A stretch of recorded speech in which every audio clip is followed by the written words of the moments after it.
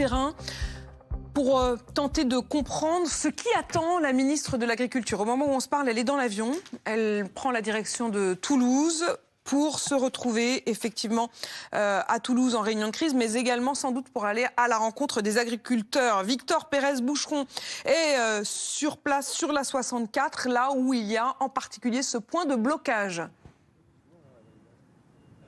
Oui, ce point de blocage de la 64, il est en place depuis vendredi 15h30. Ces tracteurs occupent cette bretelle très fréquentée de la 64, reliant Toulouse aux Pyrénées, Tarbes, Bayonne. 180 km de route coupée sur cette A64. C'est ici un point de contestation important. Bertrand Loup, vous êtes vice-président des Ultras de cette autoroute, vice-président de la Chambre d'agriculture. Bertrand, ma question, elle est simple. Annie Genevard est dans l'avion. Est-ce qu'elle se rendra ou non ici avec vous pour vous rencontrer ? Aujourd'hui, c'est pas à l'ordre du jour, justement. De toute façon, on a bien l'impression qu'elle n'a rien à nous proposer. Et pour le moment, pas trop de solutions à nos problèmes. Donc, on n'a pas normalement de prévision de sa venue ici. Pas de prévision de sa venue, mais en tout cas des prévisions pour s'installer, vous, dans la durée sur cette autoroute. Qu'est-ce que vous pouvez nous dire là, à l'heure actuelle ? Tant qu'on n'aura pas des réponses concrètes à nos demandes et des solutions pour faire accélérer un peu le traitement justement de cette maladie, et puis on ne répondra pas au reste de nos demandes, on restera ici sur site tant qu'il faudra. On est installé, on a tout ce qu'il faut, on est déterminé.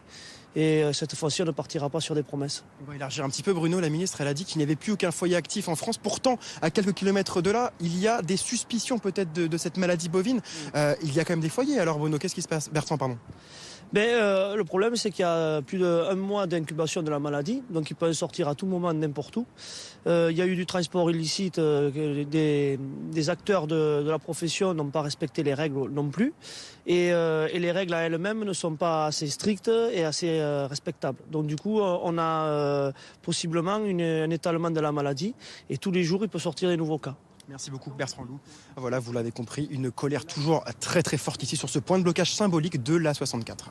Et vous restez avec nous, Victor Pérez-Boucheron. On reviendra sur place, effectivement, donc dans quelques minutes, pour essayer de comprendre aussi non seulement la colère, mais les divisions du monde agricole et la question du soutien populaire.